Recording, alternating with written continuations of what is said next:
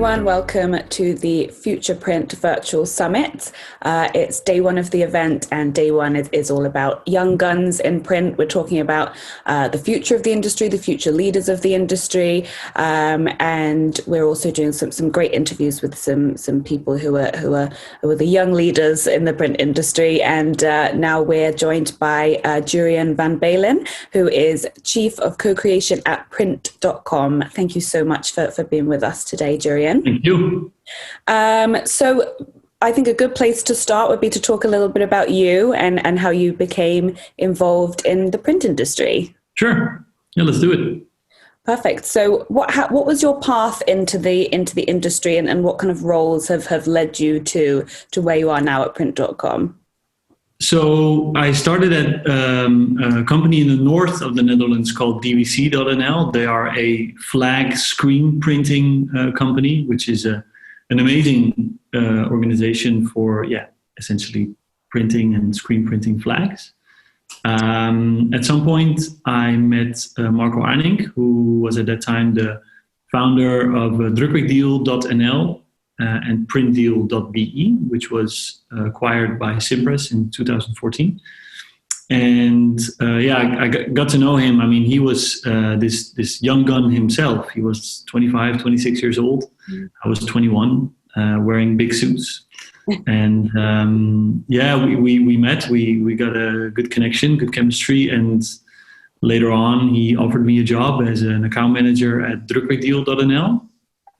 And I started to work there, basically to look after our reseller clients, local printers, design agencies, designers by themselves, sitting in their living rooms, just like me now, due to COVID, unfortunately, this time. But looking after those clients, and basically grew within the company, looking after bigger corporate and franchise clients, serving them with digital asset management software. Don't know if you heard of this, but it's software used mainly for corporate companies, franchise companies. So was able to do a lot of things within the Drukwerkdeal/Printdeal group.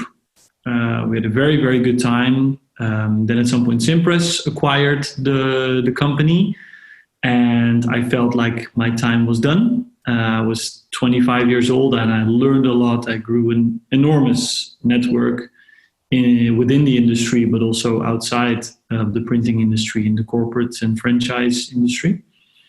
And I decided to start my own freelance consultancy business, helping several companies within the industry, outside of the industry, with commercial questions and projects, and scaling up certain companies, for example, in the UK, of Graphenia, PLC, Nettle. I was fortunate to launch this in the Netherlands and in Belgium, which was a very beautiful project by itself. So that's a bit about my experience before starting at Print.com. Perfect. And then how did you move on to working with Print.com? So maybe start with that, and then maybe talk a little bit about Print.com itself and what the company does and what you do there. Yeah. So having had the amazing, roller coaster at Drukwerkdeal and Printdeal, together with Marco and some other colleagues, I remained in touch with Marco in this case.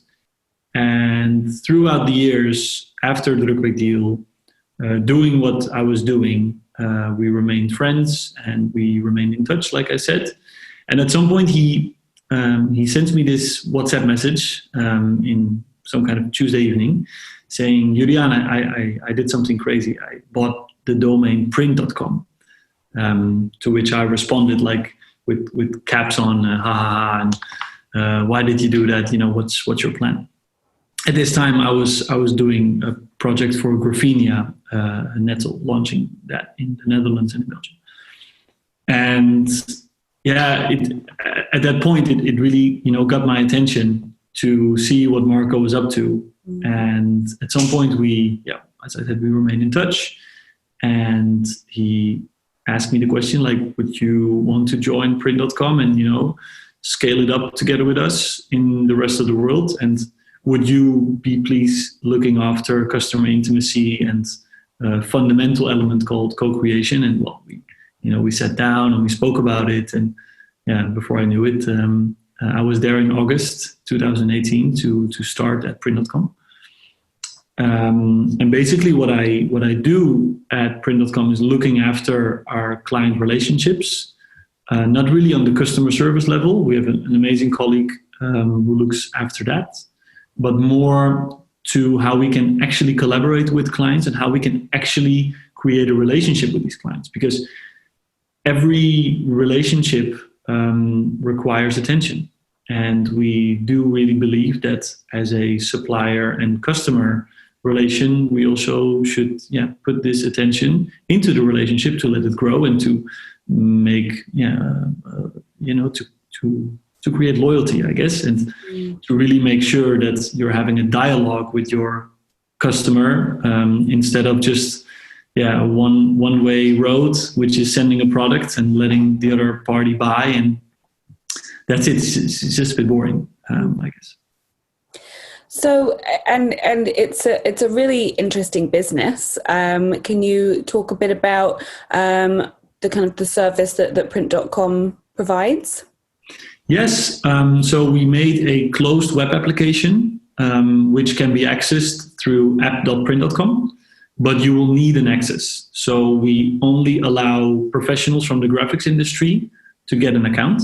We do not allow SMEs or other local, small businesses to use the application, for the very simple reason is that we found a gap in the market that wasn't filled in, because we saw that all these graphics professionals were still buying at platforms that had multi-target group strategies, selling to resellers, but also selling to end clients. And basically what we saw is that the reseller will always ask on these platforms for more types of finishing, more types of paper, more specific language that should be used to really address to the professional. Whereas on the other hand, the local SMEs are asking for less options in paper or less options in finishing and more business to consumer language. And we don't believe that this is a space where both of these very specific target groups can actually manage to get their print in a very convenient way. We believe that we need to build separate platforms for different kinds of target groups, allowing them to order print in their own terms of the industry, in their in a bit more in their own habitat, so to say. A reseller, a graphics professional will always be very, very happy with 72 types of papers when they want to order flyers and 35 types of finishing. They want to know which kinds of machines are used when they print something digitally, or they want to know which kind of machine is being used when it's litho. So that's basically how we set up the platform itself, and that's why it's closed, because we find that a non-graphic professional is totally lost in this platform because they don't speak the language of the graphic professional, right? So that's basically what we built and what we will continue building over the in the future. Also building other platforms for maybe consumers, but speaking the language of consumers, and maybe explaining them once again what satin paper looks like and how it feels like when it's 300 grams or such things. So that's basically what we are aiming for. It's really interesting, and it really seems like it's meeting need and it's meeting demand. It's like you said, it's that gap in the market, and I think it's being done really well because of communication. You're listening to and working with people to understand their needs. Is that something that you think is kind of core to Print.com's success and perhaps to success in general, to really listen and have that strong communication? I think it's the success of any relation, right? Any relationship is in demand of listening to each other. whether that's a private relationship with your partner, or with your neighbor, or with a business relation, you always need to listen to each other. You always need to speak. You always need to get a better understanding of what the other person or other party likes in the relationship and what he or she maybe doesn't like in the relationship. So yes, I think it's at the very core of our existence to listen to people, to listen to our clients, and to get an understanding how they like us, and to make our decisions as Print.com based on those, based on that feedback, to really develop our platform or our services or our product line or whatever. Develop it further based on those insights that we get out of the honest conversation with these relationships. Yeah. And that strong communication, listening to customers, partners, is especially vital at the moment. In the kind of the COVID era that we're still in, and will be continuing in whatever form as we go forward. Maybe you could talk a little bit about how Print.com reacted to COVID and the impact on the business, and kind of what you did, what steps you took when it was clear that we were entering this pandemic. Yeah, so I remember that it hit the Netherlands on the 15th of March, and that we sat down, like this, through video call. We sat down and we were like, okay, what are we going to do? Because we want to remain in touch with our clients, because that's just who we are, and we like to remain in touch. We like to put time and effort into a relationship. But what's there to do? We can't pass by people, we can't meet them, we can't invite them for an event, we won't meet them for the coming months. So we decided to call every client that placed an order at Print.com, because we were just factually very grateful for that very fact, because we are in a commodity industry. You can buy business cards everywhere, and of course we have way more materials and way more finishing, but as a matter of fact, the core product, you can buy it in a lot of areas, whether that's local, offline, or online. So, but those clients that did choose Print.com in this tough times, we decided to thank them. And so we just picked up the phone and we called them and say, hey, thanks so much for ordering at Print.com. We really do appreciate it, because as a print supplier, we know you can buy your product everywhere you want, but you decided to do it with us today. So thank you. And how was your experience? Is there anything we can do differently? And the funny thing was that initially the conversation would go more towards a COVID-related conversation. So we would be speaking about, how are you experiencing the whole pandemic? What's your plan? Are you going to, do you have to lay off people? Or, what's going on in your business? What's going on in your life? And then, as these maybe 25, 30 minutes would follow, we would be speaking about Print.com as well. And there was really an honest connection there, because we were just starting the conversation with gratefulness. And this is really something that connects instantly. Yeah. That's such an interesting, and refreshing approach as well to kind of reach out.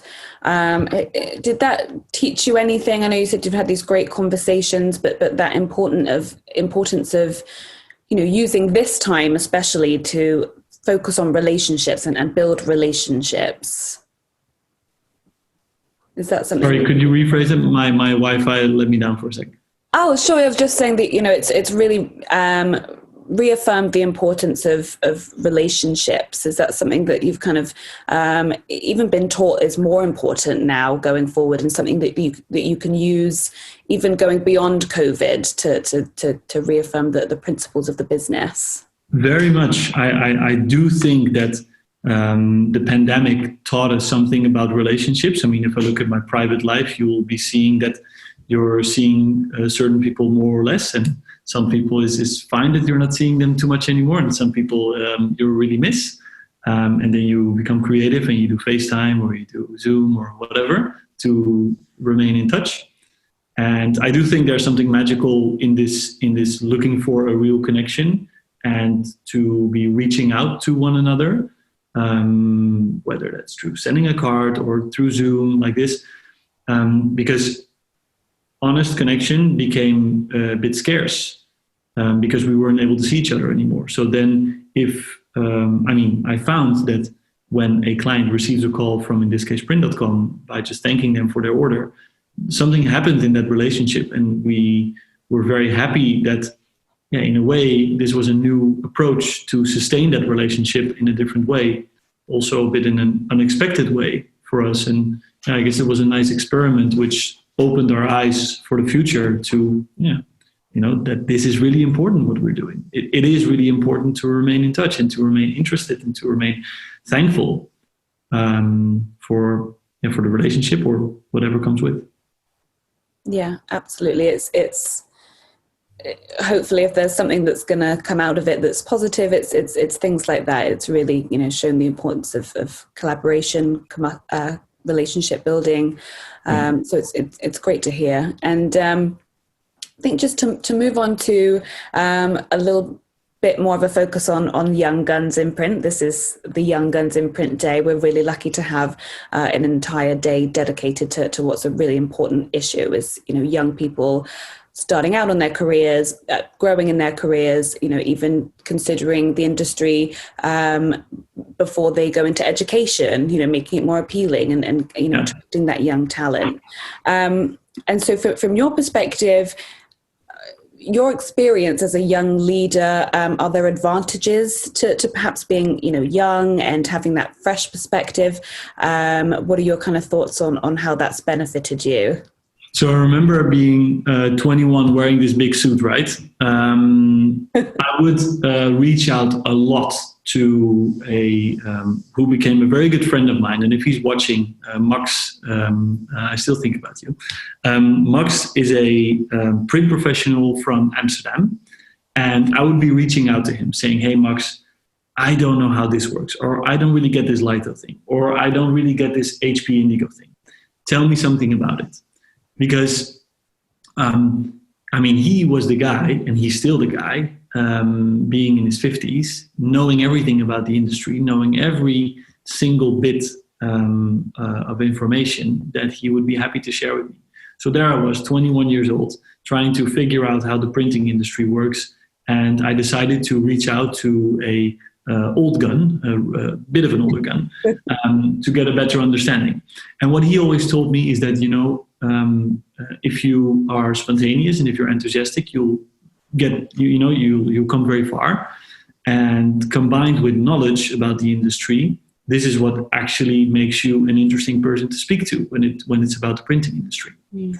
And I do think there are a lot of advantages to be in this industry being under 30 or 30 like myself, because there's actually a lot of people in this industry that are very, very willing to share knowledge with you. And they are seeing that you are young, that you are keen on growing in this industry because they were once in your shoes. So yes, I think there's a big advantage of reaching out to these people and getting the knowledge just by asking, because there is a lot of knowledge. And on the other hand, what I see as a big advantage being young is that you bring just a whole different perspective to business, the way you communicate, the way you want to build a relationship. I mean, this is factually different from when someone was 30 years old, 30 years ago, Yeah. So yeah, I do think there's a lot of advantages. Certainly also disadvantages, but because it just takes time to roll in this industry, and there's a lot of terms and a lot of information that you have to walk through to actually know it. I mean, it took me 5 or 6 years to really get sort of a proper understanding of how this industry works. So that's could be seen as a disadvantage, but once you're in there, you don't really want to go out. So that's about it. Yeah, and it's so interesting because it's something that's come up up a few times during kind of the Young Guns sessions and my discussions with the young people that are involved in this content program, the importance of that mentorship, and it goes both ways, because there's people who are more experienced in the industry, that can, as you say, if you reach out to them or they offer their services, to kind of pass on knowledge. And then there's also, the other side of it, the different ways young people communicate, the technology side perhaps, that they can, also be useful as mentors to people who are perhaps more established and experienced in the industry. So it's really, really interesting to hear you say that, and I completely agree. It's and print's great at that. It's very a great community. People are willing to help each other out. Absolutely. And to stay on that, just thinking about the younger people there, just maybe some insight. It's a big question, but into the kind of the future of the industry. Do you see a positive future? Very much, as long as companies are willing to evolve with time and the way we communicate and the way we do business. I am seeing a very, very bright future for the printing industry. But unfortunately, we have also seen companies that we lost along the way because they were not able to evolve with time or with the way the end client ideally wanted to buy a certain product. So I guess it's all about keeping your eyes open and seeing what other industries are doing. I mean, at Print.com, we don't really tend to always look within the printing industry what our competitors are doing to, for instance, get inspiration. We rather look at platforms like YouTube and Spotify and Amazon to really get this inspiration on what, on a larger scale, consumers are doing, whether that's a reseller or an end client, but how are people navigating in their lives when it comes to purchasing stuff. So yeah, I do believe there's a very, very bright future for our industry, and we will certainly be part of it. As we are young and as we have a broad vision on how we want to grow in this market. But it is very, very important to keep on looking at other industries that are doing well, that are serving the majority of people in the world, maybe. And analyzing how they want to be served and how they want to be helped with WhatsApp or chat or video calls like this. It's important to stay updated about this. That's so really, really interesting, actually, and it's such a good point. And also, one of the other issues we've been touching on as part of the Young Guns program is attracting that great talent. How do we get more people involved in? And it also might be useful from that perspective to look at these huge successful companies who are attracting young people who people say, I want to go into this and work for this company. So I guess we could also take a kind of a leaf out of their book in terms of recruitment and talent acquisition as well. Certainly, yeah. And what you see with like the large successful companies is that culture is a essential element in recruitment. You and me, we wouldn't want to be working at a company where, there's no vibe and there's no action going on. And you would want to be working in a bit of a cool office with nice colleagues, with the latest technology. We are finding that people want to join our roller coaster of Print.com because they see that there's a certain energy, when they arrive in our offices, whether that's in Amsterdam or in Paris or in Brussels or in Deventer in the east of Holland. There's a certain energy that is just, I don't know, I just think it's very, very eager and ambitious, and there's a lot of space for personal development. And I think this is something that is essential within the recruitment cycle to show when it's authentic, of course. And that's what people, like to hop onto. They don't want to be hopping onto a